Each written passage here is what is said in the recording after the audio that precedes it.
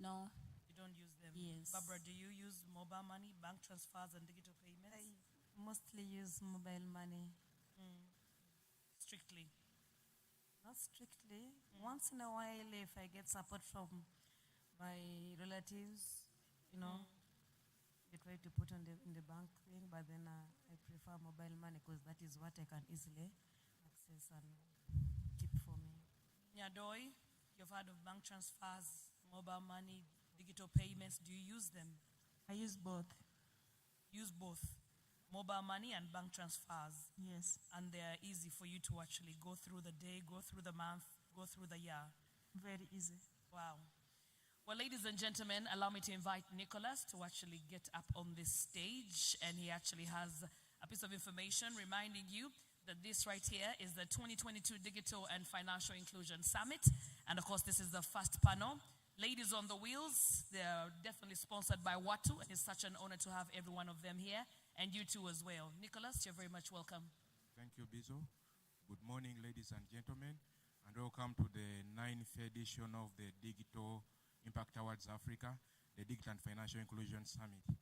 My name is Nicholas Kalunja, and I'm the Chief Operations Officer of High People. On behalf of the High People family, we welcome you all for coming today, for keeping time. Yes, we are late by about 10 minutes, but we have kept time all the same. We are happy you are very smart and happy to interact with everyone. This first panel has been sponsored by Watu Credit.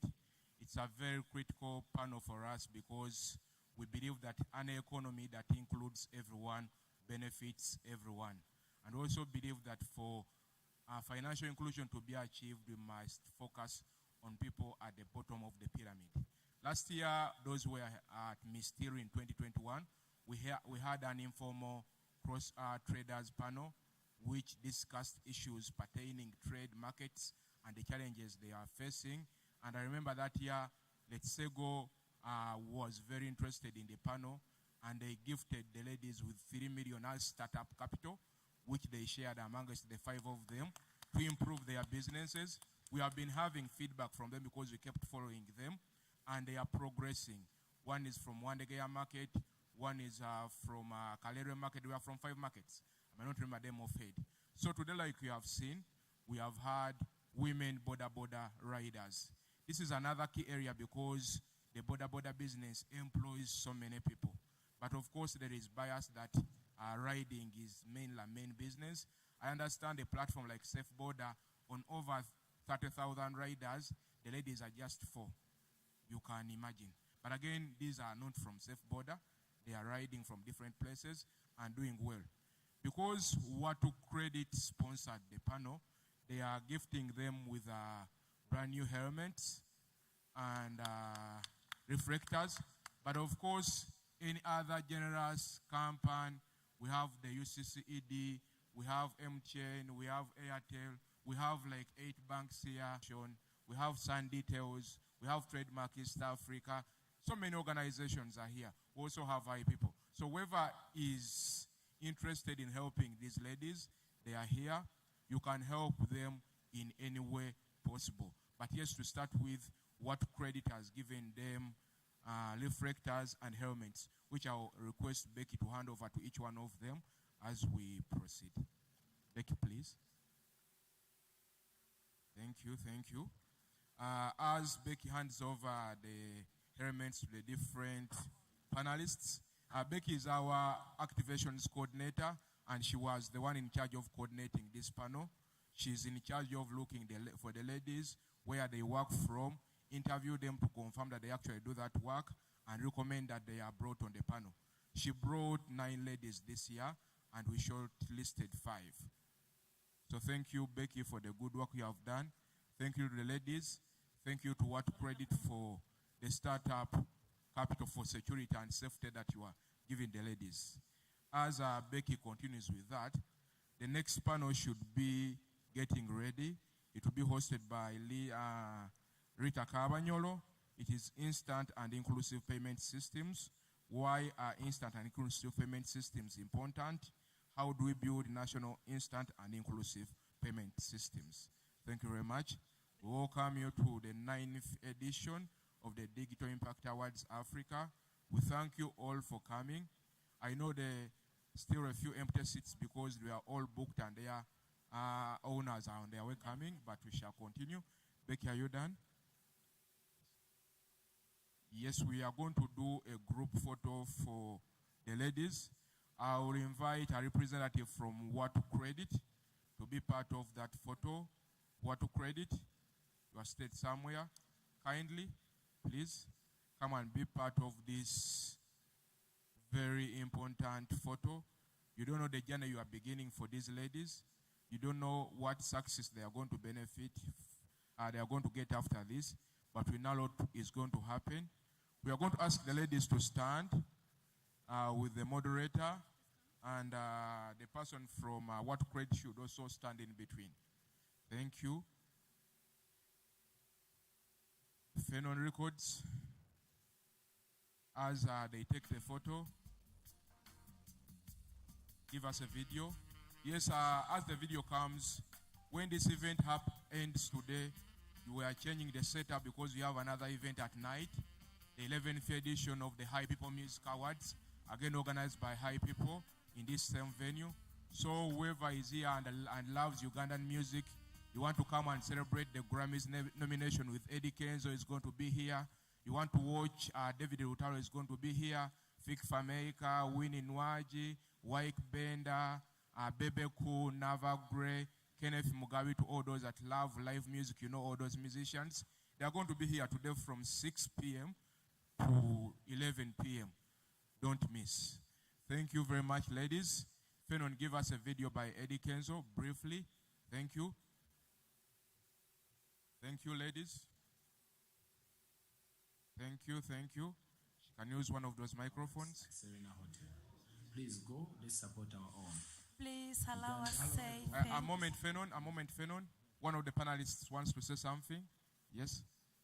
Please allow us say thank you and thank the traffic officers, especially the ones who always support us on the road, and the border riders, the men anyway, who support us on the road.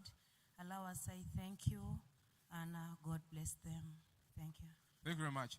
You can go out with your moderator for a group photo. Fenon, get me the video of Eddie Kenzo or David Rutalo or Fik Fameka briefly as the next panel gets ready. This is Eddie Kenzo. I'm here to I would like also to say thank you for all those who really cooperate with us on the road, who said you would like to encourage women. We are really grateful. Traffic officers, like for example, me in lockdown, I took a lady who was in labor pain in the hospital. It was 11 at night, and really the traffic officers cooperated, and the lady gave birth to her child. Is now it's like 3 years there in Zambia. So we are really grateful for the cooperation. Well done, well done. Thank you very much. Not forgetting to thank Wato Group and IPO. Thank you, thank We are you. really grateful. Your message has been well received and well heard. You have thanked the traffic officers. You have thanked the men that help you. You have thanked What Credit and High People for organizing this panel. Thank you very much. Fenon, pray for me the video of Eddie Kenzo, briefly, 20 seconds, and David Utalo. Thank you. This is Eddie Kenzo. I'm here to remind you that it is High People Awards at Serena Hotel. Please go, let's support our own. Uganda to the world. See you there. Kabisi kandagala, konato kanyaka omerera. Yo, it's me, your boy, David Lutalo. I invite you to 11th edition of High People Music Awards on 18th November, this very Friday at Serena Hotel, Kampala. Many artists from different countries are going to perform, are going to be there across Africa. So be there on 18th, this very Friday. I'm going to be there to laugh. Positivity Toileta. Yo, what's good, my people? It's the freshest nigga around town, King Kong Fik Fameka. And I just want to let you know that on the 18th of November, I'll be performing at the High People Music Awards at Serena Hotel. See you there. Pull up. It's going to be massive. You know how we do it. Momazina Malaron, teacher. Look.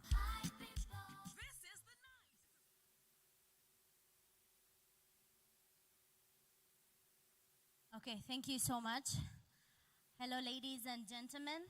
You can as well go onto the social media platforms. We are surely streaming there. You can tell a friend to join on the Hi People and get in touch with what is happening here. Also, on Twitter, you can use the hashtags. That is the Level 1 project. We've got Include Everyone, then hashtag Digital Inclusion Awards, Digital Impact Awards rather, Africa, but with the abbreviation, not the full word. And you can surely get in touch with those hashtags, get us moving.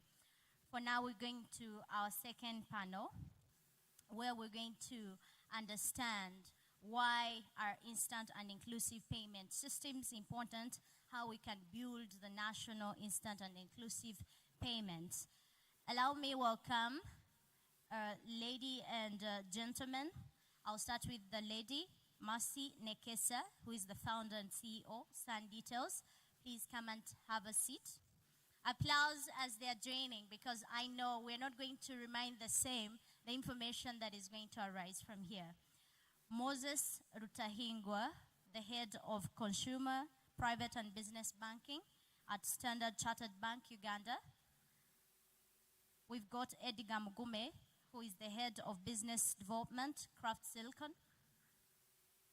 And then Paul Ekudu, the Executive Director, Pegasus Technologies.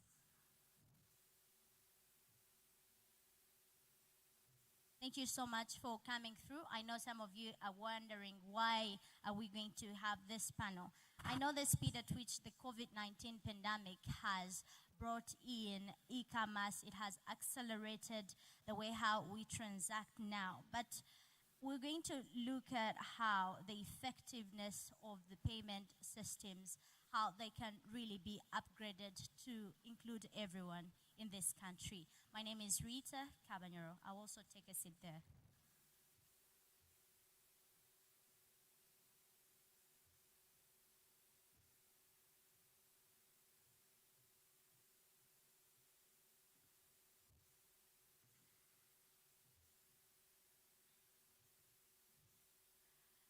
Thank you, lady and gentlemen here. I'm so happy that I'm going to interact with you, and you're going to change so many lives around in this room, even across the world.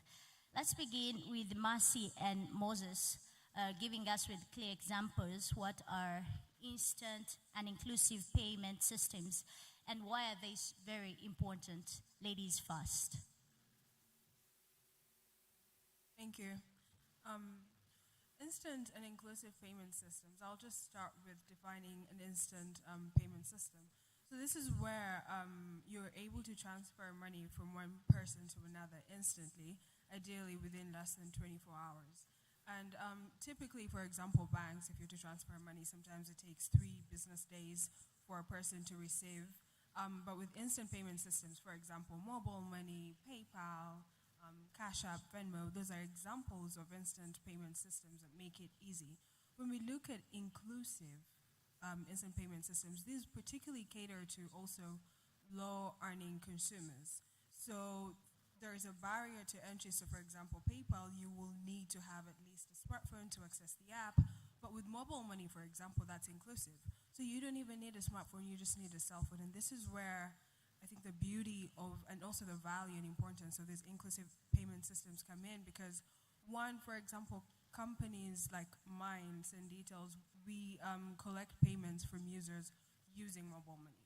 So we're now opening up a different sector of commerce and companies who build onto the infrastructure of payments. Can you imagine having to pay for a service and you have to go to a brick and mortar shop? That will be harder in terms of barrier of entry for users. But now when we have these inclusive payment systems, it's easier for them to access services. The other thing also is it protects business people. So one, when revenue is collected, like I think the previous panel said, it's better for them to receive payments online, because when revenue is collected, one, you have traceability. So that makes it much easier for you to track, okay, the revenue coming in, how much is it? And it also prevents theft. So if I gave you cash, between here and let's say Ginger Road, it could get stolen, it could get lost. But when you have a clear system that is secure, that means revenue being collected is a lot safer and it's also traceable. Thank you so much, Mercy. Let's hear from Moses what you've got to say about what instant and inclusive payments are. Thank you so much, moderator, and good morning and good afternoon, depending on where you're listening to us from.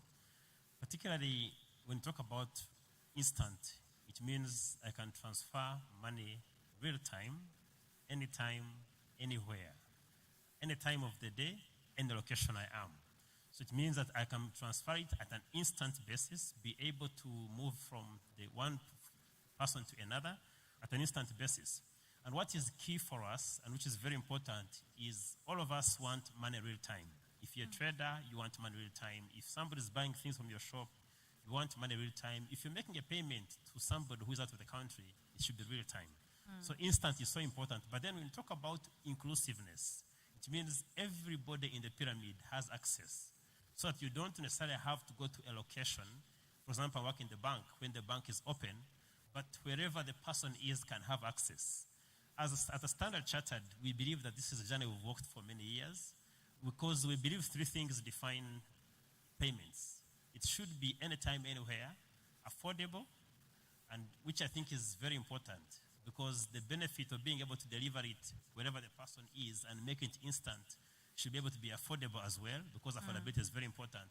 Okay. But the most important is reliability. Can they be able to depend on your systems anytime they are, wherever they are? So we believe that instant, most importantly inclusive, is very important. And I know we've done a lot of work in the last couple of years to be able to mirror the expectations from customers and users into our ecosystem to enable them to be able to transact wherever they are, and not only transact, but also do any service they would require from a financial institution wherever they are. Thank you so much, Moses. Let me hear from Paul and Joseph about what direction should policy makers put into place rapidly to make sure we scale up instant and inclusive payment system. I'm going to start with Joseph on this one. You can share with us what direction should policy makers put in place to rapidly scale up instant and inclusive payment systems. Joseph. Sorry, Edgar. Thank you, moderator. Of course, the journey to make payments very inclusive, I think, starts with making them affordable. So the need to have a regulation that supports affordable payments needs to be passed right from the regulators by, of course, creating a very cheap way to have all the different players in the sector develop solutions, but also to push for interoperability. Because I think the interoperability is what has made solutions become expensive. I mean, if I'm using, let's say, for example, Airtel money and I want to transfer to MTN and I have to pay a high cost, then I would resort to using cash, which ultimately kills the whole objective of going digital. So I think one of the key things we need to focus on is to make it interoperable. And once we have that in place, and of course we have to do the full work of that interoperability in a sense that we have to put a uniform ground, which is a switch, in place, whereby every vendor can compete on an equal playing field. And if that is in place, we should be able now to develop solutions and put tariffs that encourage competition. And no competition will always drive the price down. And ultimately, the final user, the last mile, will benefit from a low cost.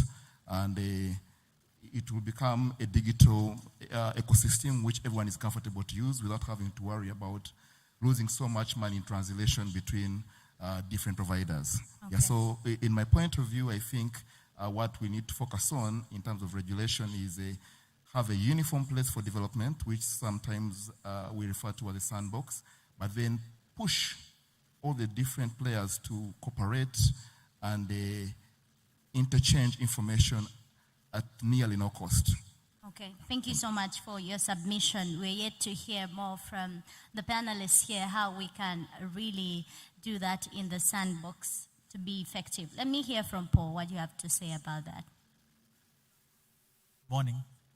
I Morning. completely agree with the panelists on this issue. I think maybe to add to what Edgar is saying, whereas we want to have instant and inclusive payments for everyone, and we want proper regulation, we have to taper that off with encouraging good behavior in the industry.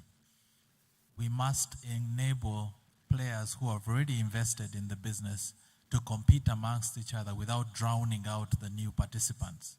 New participants must face low barriers to entry to enable them to play in the space, but we must also hold them to world standards. And that's a fine line that regulation is going to have to play, and maybe financial sector leadership is going to have to think alongside the regulators. And to that extent, I think we need to consider forums such as this, and we congratulate the folks at High People for putting together forums like this that allow the players to talk amongst each other. This is a new industry for all of us. I agree with what the panelist on the Mercy said there. We're really talking about the transfer of value. Cash is a big competitor for all of us here. So let's agree to work together. Okay, thank you so much, Paul. I'll get back to what Joseph was highlighting about the sandbox and the interoperability along there. Let me hear from, that is Paul and Edgar again, what you have to say about how should we build a regulatory sandbox to support the instant and inclusive payment systems. How do we design a very one leveraging level one project principles? Thank you. So from a viewpoint, I think to build an effective sandbox, we need to first of all begin from the basics. Who should own this sandbox, first of all? That will help give a leveled ground. So in a perfect situation, we'd expect that the regulator would take this on to be the lead to create the sandbox and control who integrates to it, who transfers data through it, and who can use it. And then we need to make it, first of all, it needs to be affordable, if not cheap. Because the whole idea behind the sandbox is to create quick and cheap way to integrate. So if we are to build a sandbox as Uganda for the tech people to integrate through, then we need not to forget the principles as to why we need to have it in place. So we need to first of all establish true ownership, which should be unbiased and not someone within the same space, which in this case, personally, I would think the central bank would be the best person to own the sandbox. And then thereafter, ensure that it is free and fair for anyone to actually interact with. In that way, then no one will see the need to begin putting high costs around their solutions and whatever it is they want to push there. Thank you. Thank you so much. Moses, what do you have to say about how can we make sure we build a very effective regulatory sandbox to support the instant and inclusive payment systems? Thank you so much. I think I'll first add just two additional points on regulation. First of all, commend the work that has been done by the regulator with the implementation of the National Payments Act and the regulations. That has provided space for many financial sector players to compete and be able to have a firm framework they can build on. We have many fintechs which have been licensed in this particular year in particular, and which shows that the confidence in the industry is growing because regulation also helps provide confidence. And most recently, the regulator has also added on consumer protection guidelines, which are so important to ensure that the consumer is not only using the platform, but they are using it in a secure and safer way. And they have also added in a requirement for providers to not only solve issues in time, but also be able to train and move with the consumer, which I think is very important. And sandboxing is very important because regulation will always be behind innovation, because that's a general principle all across by the global, not only in Uganda. And so they need to be able to provide a sandbox is very important. First of all, having it is good, and I know we have around possibly 6-7 people in Uganda who are currently testing on the new sandbox. And the regulator is calling on all of us as providers to spend more time to test new models, see how they operate, and be able to then deploy them in the market at scale. What can make it work, first of all, is appreciation from the providers, from the different innovators, used as a channel within which to test. Because it can be there, but when there's no appreciation, then that's not, you won't be of good use. But two, the cost is very important. How do you make the structure of sandboxing easier, lighter, so that it's not as if you're deploying a new model, but actually you're simply testing before implementation. So definitely making it simpler to test will be very key, and cost and requirements should be simplified to make it easier for people to test the new models. Okay. Thank you so much, gentlemen, for sharing. Just that I'm missing out one item that my ears would want to hear. I very well welcome the ideas of the sandbox that have been there, but when we don't set time for ourselves, that this is going to be achievable during this time, for sure, well, I think sometimes it's a waste of time. But let me get to Mercy and then Joseph to share as well, because we know most e-money accounts focus a lot on payments with limited saving, and then we've got credit or insurance offering associated with them. How do we improve this using the instant and inclusive payment system approach? So, first of all, I think the idea of instant and inclusive payment systems in a way sets the stage for some of these products. Because you can imagine if you had, let's say, a savings as a product and then also insurance. But what limits are you going to set for what accounts? So first of all, instant and inclusive payment systems gives us a chance to observe what is the behavior of the consumers who are using these instant payment systems. So for example, mobile money, right? Right now we have a cap, I think, at 5 million Ugandan shillings, I think, for MTN or Airtel. Right, so do we classify those as business accounts? What is a cap for a personal account? So by studying the behavior of consumers on instant payment systems, maybe we can start to say, okay, e-money payments accounts can start having products like insurance for business accounts, because maybe their limits should be up to 20 million Ugandan shillings, and it makes sense to offer an insurance product on that, vis-a-vis a personal account which has a limit. For example, if it had 1M, do we need a product for insurance, or do we rather incentivize savings on those? So I think instant payment system sets a really, really good stage for us to build on this infrastructure, because it allows us to study the behavior of consumers and then most importantly tailor the product. Because also the other side to it is you don't want to sell a product or provide a product to consumers you do not understand, because you'll have low usability. So when we say limited, because these products do not exist, from my point of view, I think we're right on time, because we've established a baseline with instant payment systems that has been able to help us collect data, and now we're well set to get into the next stage of figuring out what products are more useful for consumers. Thank you so much. Joseph, let me get to you on this one. Share with us how can really instant and inclusive payment approach help in the focus of payments away from the e-money. Yes. Sorry, repeat the question. Sorry? Could you repeat the question?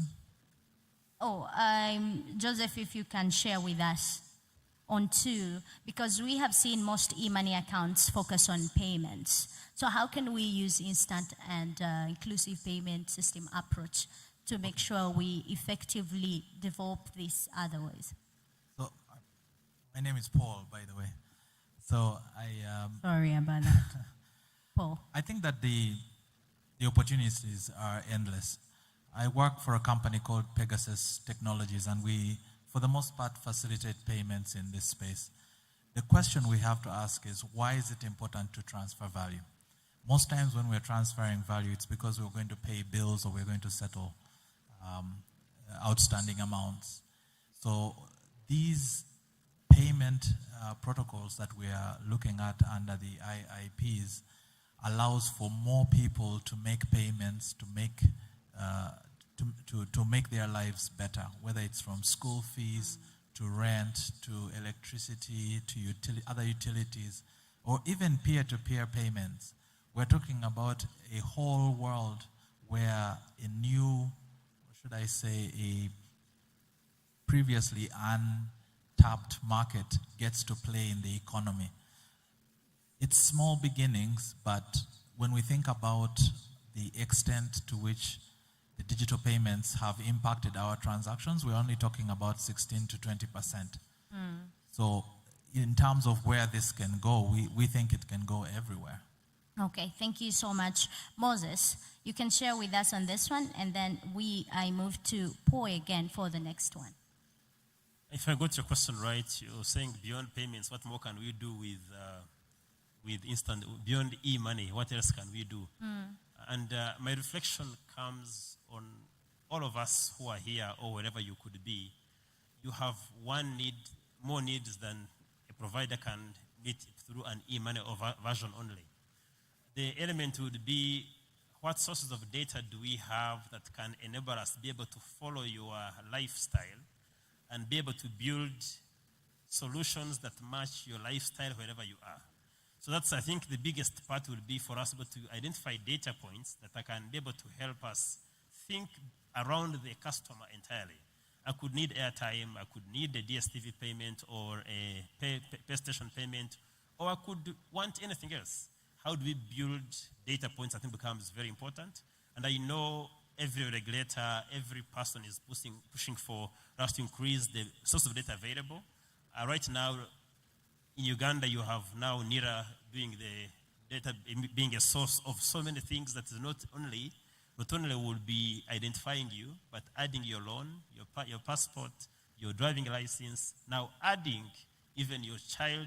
So it means that there are more sources of data somebody can use to be able to think around. And I must commend, we have UCC, and when you are in the room, the work they have done over the last 20 years to build a baby that all of us can now use and learn a lot more on, because we now have so many data points through telco that we didn't have 20 years ago. And so we have data through telco, but on banks, I work for Standard Chartered, we have customer data that we believe we can use a lot more. And our customers now, we can predict what product they will get, if they have a loan, when they will need another one.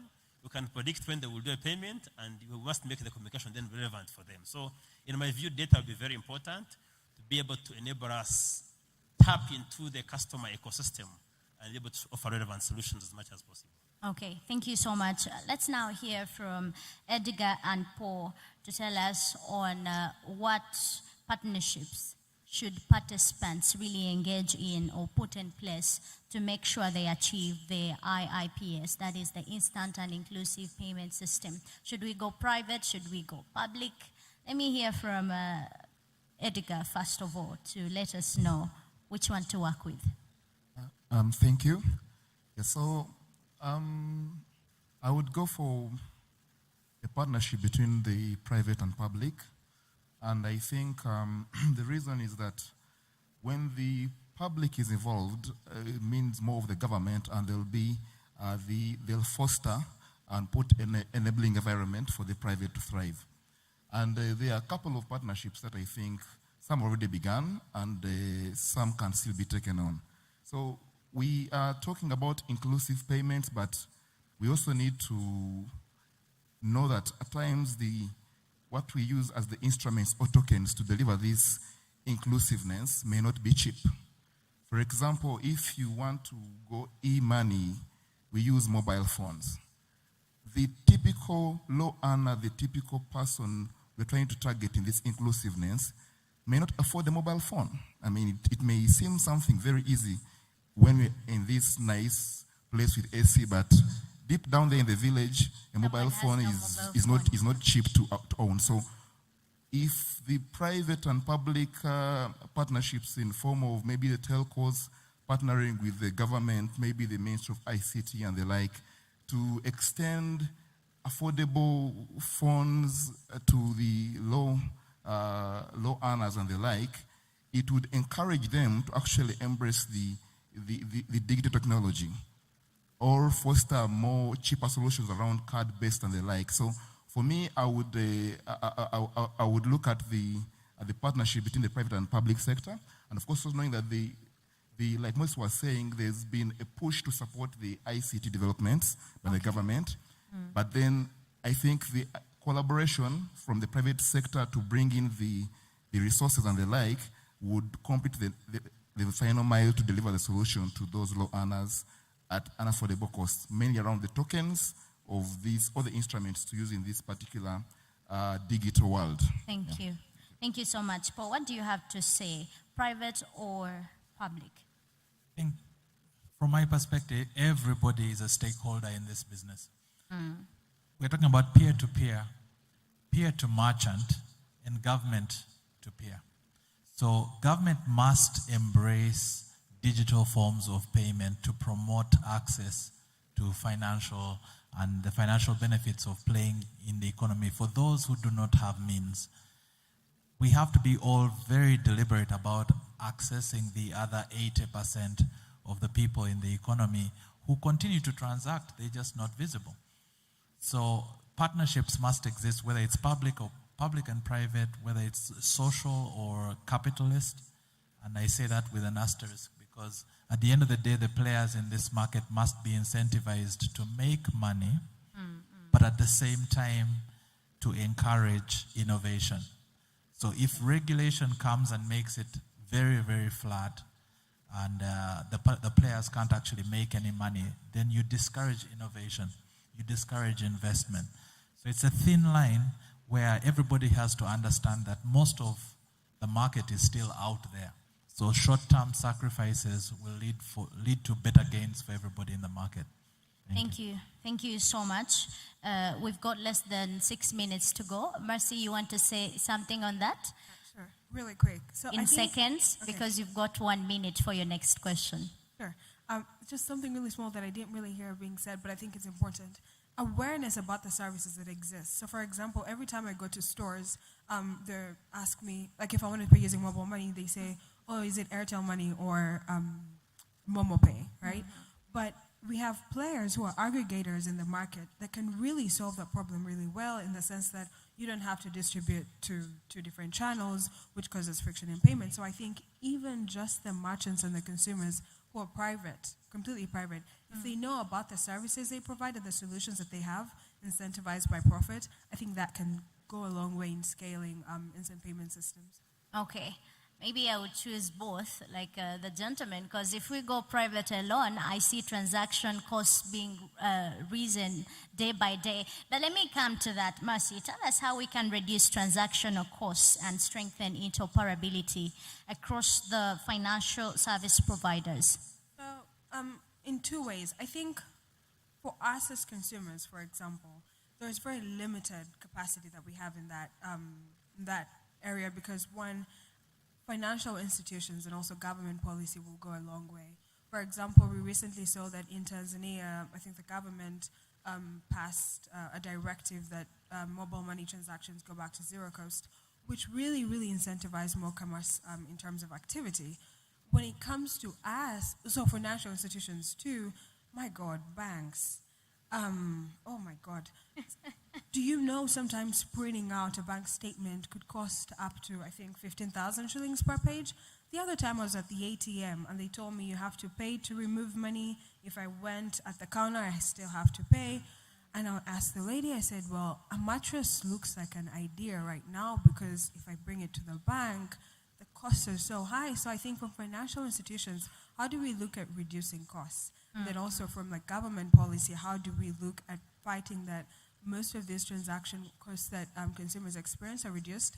There's one example that I thought was interesting, which is Chipper Cash, a new company. One of the things that they did was, I heard them speak and they said... You have less than a minute, Mercy. Okay. They said that they had, part of their business model was to get investment to reduce costs for the end consumer. So now sending money is much cheaper. Innovations could be a solution. So I think if we encourage innovations in some ways, that could help us reduce transactional costs. Okay, thank you so much. You see the reason why you need government. You mentioned it yourself to come in and mediate around transactional costs. I didn't mean exclusively private. Thank you so much, Mercy. Let me move to Joseph to share with us how we can reduce the transactional and strengthen interoperability across the digital financial. I don't know why I'm mentioning Joseph, but surely yes.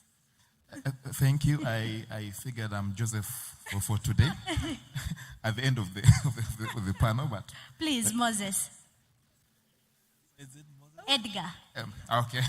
Interesting. Now you're smiling. That's interesting. Please proceed. Yeah, thank you. So, again, when it comes to costs, I think that we need to begin from the basics. What drives the cost up? Costs are driven from high cost of investment. So if all the players here from the fintech world to the banks are going to have a high cost of investment, then definitely the final product is going to be costly for the consumer down there.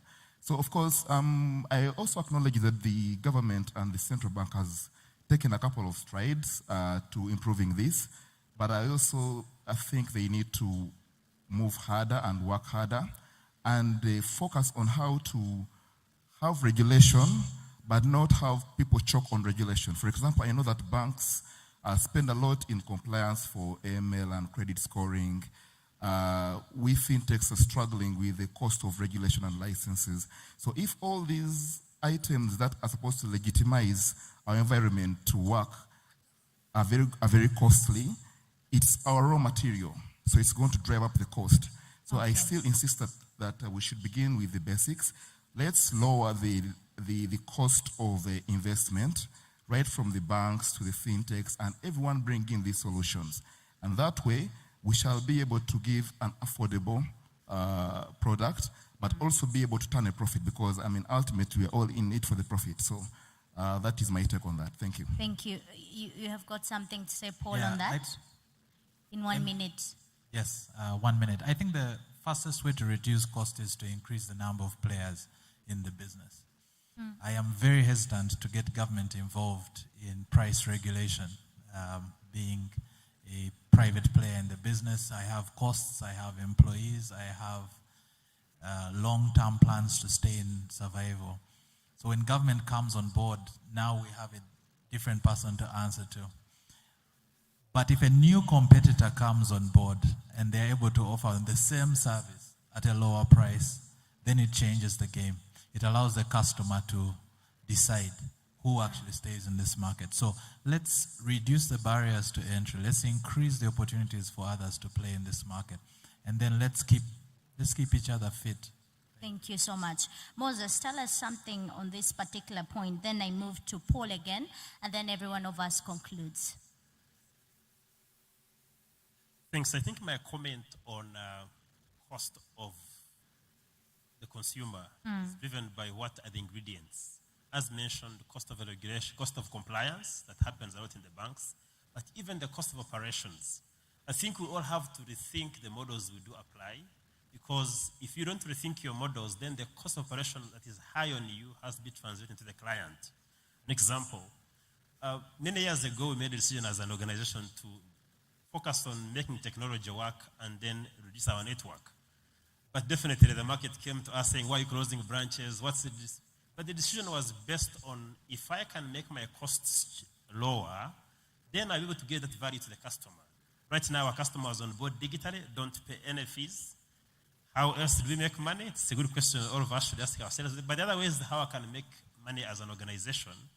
But the benefit in the reduction in my cost then translates into the consumer, my cost of operation. So I think all of us have to rethink our models, rethink how you make money, rethink how you spend how you deploy your resources, and finally, the cost of technology is still high. The cost of establishing something new in our markets is still quite high. So we need to improve the expertise we can tap in that can possibly be shared across different providers and make the cost of operations of an organization lower.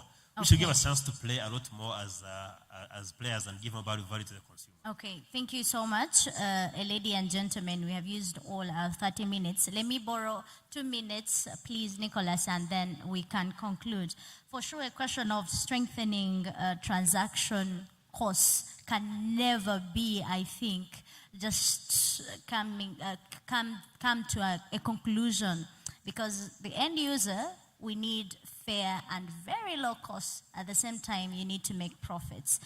But how does government support in creation of border agent networks and more convenient cash in and out points across all the digital financial services or service providers, and then payment initiation services? Do we need this as a market, Paul? Share with us. Yes, I think there are things that government can do. The establishment of a national backbone, national infrastructure would go a long way to reduce costs for players in this market. The encouragement of fora such as these, in which government actually pays attention to proposals from players within the industry, the lower barriers to entry into the sandbox, supporting players in the sandbox would allow us to encourage innovation in the space. There are so many ways government can be a part of this, but I think without the active engagement of private sector in determining the future of this industry, we can't go as far or as fast as we'd like. So fora such as these are really a good platform in conjunction with government to get this industry off the road. Thank you so much. Ladies and gentlemen, please allow me ask you the last one. As you're giving your conclusive remarks, also highlight initiatives or what we can do, what can be put in place to make sure we accelerate the electronic payment acceptance around the country. As you're making your conclusive remarks, I would very well appreciate you to encounter that question. Thank you. Mercy. If you can share with us what strategies should be put in place to accelerate electronic payment acceptance around the country. Also make your conclusion. So one of the strategies is encouraging using government policy when transaction costs are reduced. Again, it makes it easier for more people to adopt electronic payments. And also, not just the government, also, again, I go back to the banks, because, for example, if you want to be electronic, I think if those costs are reduced for the end consumer by revising business models, possibly, it makes it easier for us to adopt more electronic payments. So we have a diversified, so we can say mobile money, and then we also have bank accounts, which makes it easy to transact. And also, I think innovations need to be encouraged, because they're very interesting solutions that will come from fintechs. And so when innovations are encouraged, then we also have an increased participation from the consumers. And I think in conclusion, also awareness and sensitization, because sometimes there's friction when it comes to the end consumer. I mean, is my money going to be safe if I put it somewhere there? And so part of that has to go into, like, we need to teach each other the awareness of, no, this is good, this can be safe, and also for us as fintechs, it's imperative that we make sure that people's money is also safe in our platform. Okay, thank you. Moses. Mine are two. One is, back to your question, ensure that we carry the consumer along the journey, because the consumer is so important in all this. Educate them, teach them how to be secure, because cyber and digital fraud is a big hindrance towards being able to have many of our customers accept it. But secondly, be able to use the data we have through different players to be able to make the process as simple as possible. If it's like 1, 2, 1, 2, instead of giving like a whole list of menus somebody can go through, keep it as simple as possible, because all I want is cash in, cash out. Nothing more, nothing less. Okay, thank you so much. Edgar. I would also go with two main points. The first being the literacy. Like he was mentioning, we need to invest both private and public to educate the people on how to use these platforms safely, securely, and efficiently. Because most of these people are running away from them simply because they may not afford, but not understand how they work. Because lack of education on something is a key hindrance in this sector. So we need to educate them on how to use them. But then also, I also want to speak to the aspect of credit. We need to put platforms in place that can offer microcredit. For example, like at Craft Silicon, we took a deliberate move to ensure that for all the institutions we support, we push them to have platforms that send instant electronic credit. Because when someone receives credit electronically, it's very likely that they'll utilize it electronically. Right now, we are still living in an age where someone applies for a loan and they go and receive money in physical cash. So if we put enabling environments to receive digital credit, then we shall, of course, in a way foster the usage of digital or e-currency in the same ecosystem. Okay, thank you so much. Let us hear from Paul. Okay, I really can't add much to what my colleagues have said here, except to say that let's keep in mind the final consumer, and maybe just to applaud the efforts of the women on borders that we heard about just a few minutes ago. Those are real customers. Those are real people dealing with real world problems. And the things that we're doing in this space that make it democratic for one to transact, to accept payments, to make payments, actually help individuals look after families and look after their responsibilities. So Okay. I really want to applaud the CEO and the CEO of High People for bringing that example contextually to this conference. What we're dealing with here actually affects real people. Okay, thank you so much, ladies and gentlemen. For me, I would urge the service providers that are giving us digital payments or electronic payments. Sometimes you go even the ones that are available, you hear Ate network, Ate what. So service providers, if you can coordinate with whoever can make it possible for everything to be positive, we shall appreciate. Thank you for the discussion. We've been looking at the instant and inclusive payment system, why it is very important, why we need it, and how to make it better. For now, the CEO, High People, takes it on.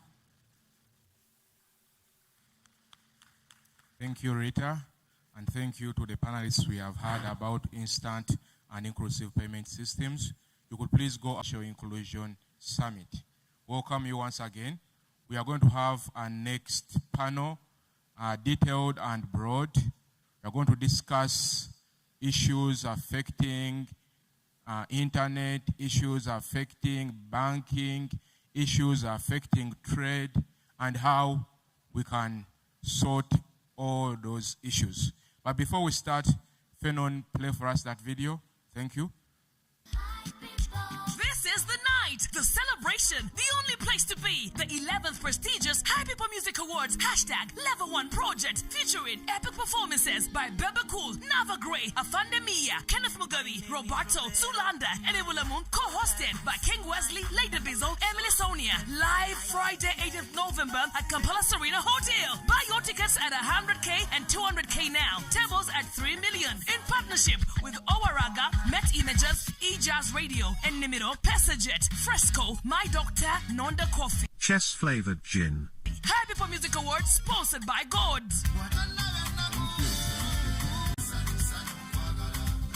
Thank you very much. Yes, the next panel is winning from the boardroom. What can C-level executives and business leaders do to ensure that digital and financial inclusion is achieved? This panel is presented by Bere Beauty. Bere Beauty is a graduate from High People Women in FinTech Hackathon. We do an annual Women in FinTech Hackathon where ladies come to innovate and develop products. Among the products that have since gone to the market is Bere Beauty. Fenon, please get us the video of Bere Beauty before we gain further. Thank you, Fenon.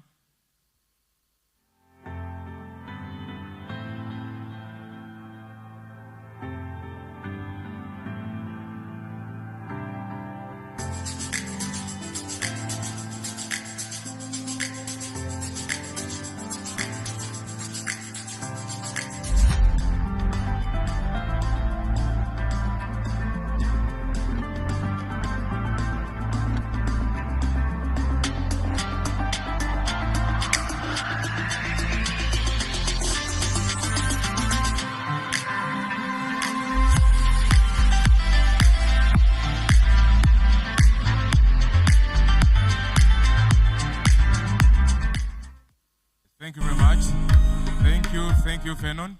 Yes, like you have seen on the video, you can get your hair, your nails, and all those makeup details done by the tap of your phone.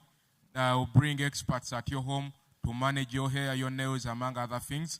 Thank you, Better Beauty, for sponsoring this panel.